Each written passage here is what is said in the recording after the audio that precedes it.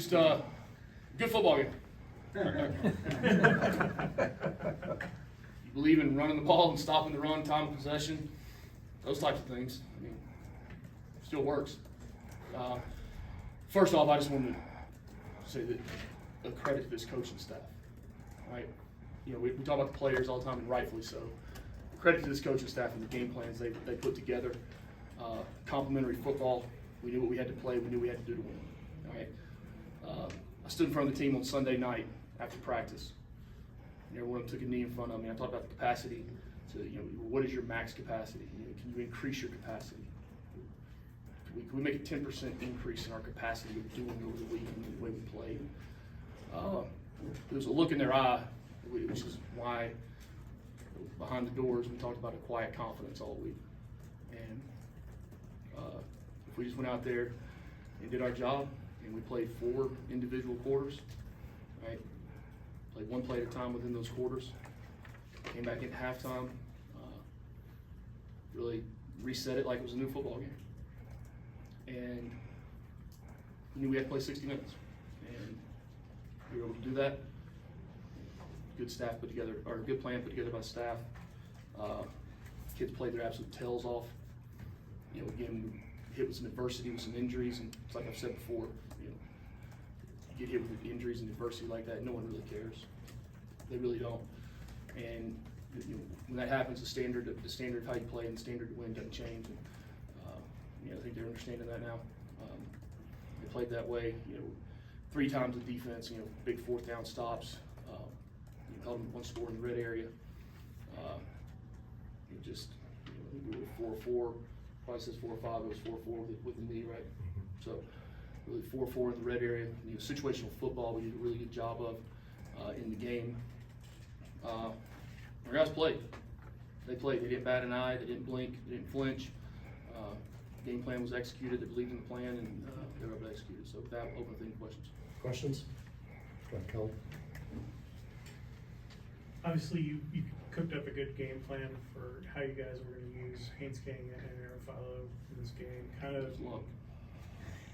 When did you kind of figure out how you guys were? Was it maybe predicated on Haynes' health and trying to figure out a way to use both of those guys to win the game? What does Chad say? It's like hopeful. Not that, right? Look, we were hopeful that Haynes would be able to play in the game, but we truly didn't know about him. I mean, we practiced yesterday, and we're still waiting to see kind of where he was pregame warm-ups and what he'd be able to do. We knew we were going to have to piece the game together. It's something we've done before. You know, and those guys, you saw early in the game, there was a little bit of just the flow of the guys in and out, and you know, getting that going. But they were able to get in there and get the flow going. And you know, unselfish play by guys on the offensive side. And you go into a game like that, and that's the game plan you have to play to win. And you know, they were able to, you know, receivers blocking on the perimeter, you know, getting touches, you know, running the ball. You know, then when you know, Tom came for a couple of big 3rd down catches, we were able to convert them and get those. So. Next, Rob. What can you say about your front 4? They really took you know, Ward out of his game today, and really, you know, led to a lot of those, you know, failed 3rd and 4th down conversions today. Yeah, they did. They were able to get pressure on him. They were able to affect him. You know, still a tough guy to bring down. He's as talented a player as there is in the country. Got good weapons on the outside for him. You know, but they were able to get back there and affect him and have different paths. You know, especially on the 3rd downs. I thought Toops did a really good job of mixing up some of the zones and mans and some of the blitzes and the drops. And you know, it was a good plan. It was executed. That was important. Right here.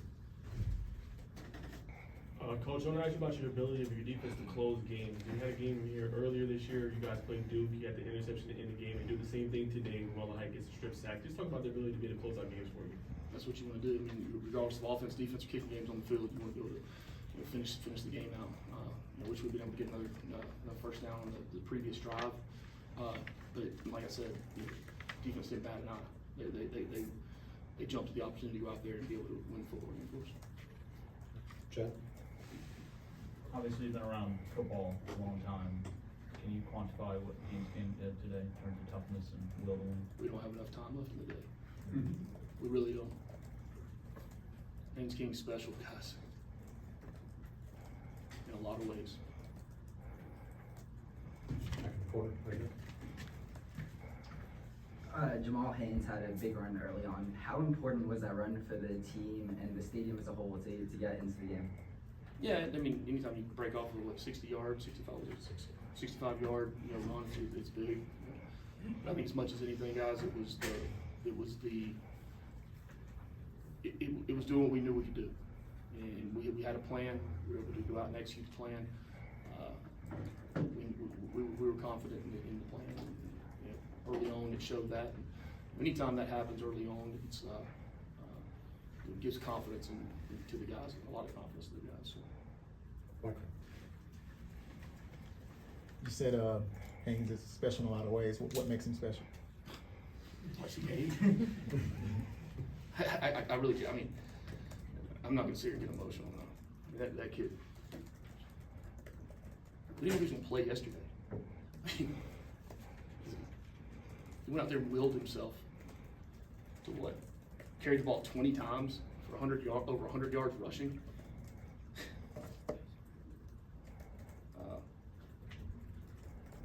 It's pretty special in my book. Okay. Thank you. There was no way he was missing this game. I don't care what we kept saying and looking at him, man. That's what we just had to see if he could do it. He said he wasn't going to, though. But you got to protect the good ones from themselves. Raphael Haynes with the three-point conversion.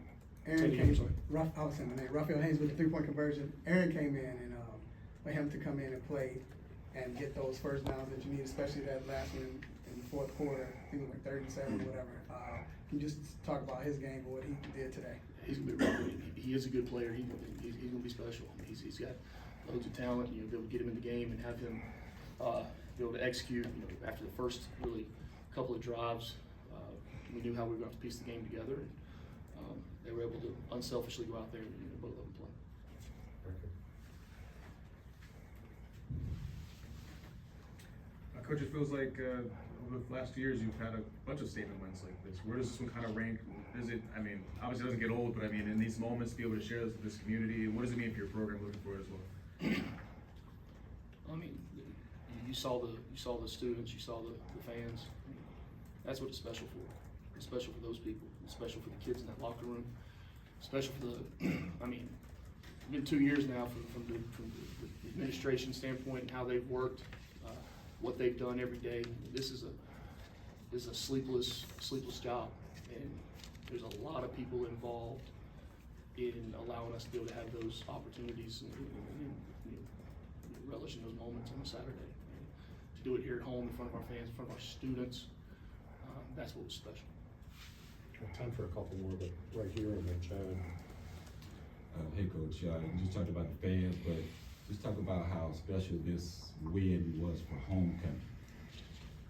That's why it's homecoming. Wish I could say we had choice in who you pick or whatnot, but I mean it's not. Anytime you get the alumni to come back, the former players to come back, people that care and that care about the school, people that have benefited from graduating from here. It's special to let them see, and that's what I want people to see. I want people to see that we have good kids. We got good boys on this team now. They work their tails off. They work their tails off through the week, not just in practice but academically.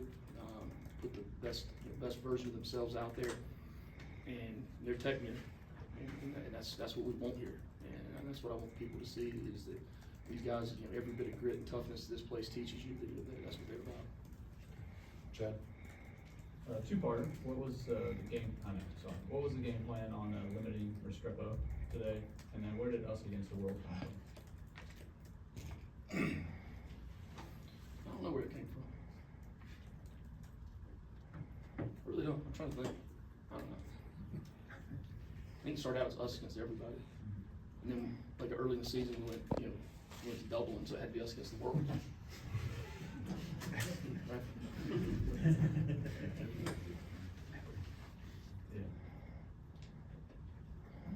Yeah. No, Strepo is one heck of a receiver. I mean, for a kid that, I mean, he's been in Miami, what, how many years now? 5 years, whatever it is. I mean, he seems like he must be 35 years old right now. That kid is a tremendous football player. I mean, his routes, understanding leverage and coverages, and be able to, his hands to contort his body to make plays. He is a tremendous football player for that football team, and he would be for any team. He's going to have a long career playing this game. We knew we had to do some things to limit that. Look at here, 8 targets, 4 receptions. We had a plan in place, and we had to, right before the game, we had to make an adjustment within that plan based on some player availability, and we did, and those guys executed. Coach, if you want to wrap us up, please. I also have 2 questions. One, just wanted to check on Kyle Pope. Obviously, he got banged up before the game, and we saw him getting it out, go up into the press box. It seemed like he was in a lot of pain, just how he's doing. And then Tooch and the defensive game plan today, and what you've seen in the growth from him from the first game of the season to now with that staff on the D side. Well, I mean, the results speak for themselves. You know, we still got a long way to go. That's from building the defense, having all the different answers to different things. Continuing to recruiting, which is so important, vital to us. I think week to week we've shown so much improvement. It was a run defense. 88 yards rushing. For a team that's rushing just averages under 200.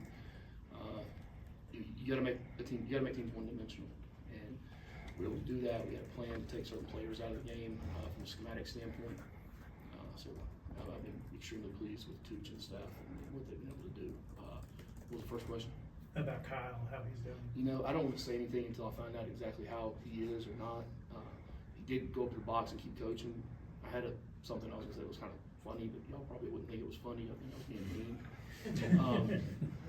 No, I've never seen that happen. I don't know. I think both knees went out. So I don't know. Like all injuries, we'll check the injury report tomorrow and see how he is. But hope he's okay. But he won't miss this one either. Okay, thank you, Coach. Is that it? Go Jackets.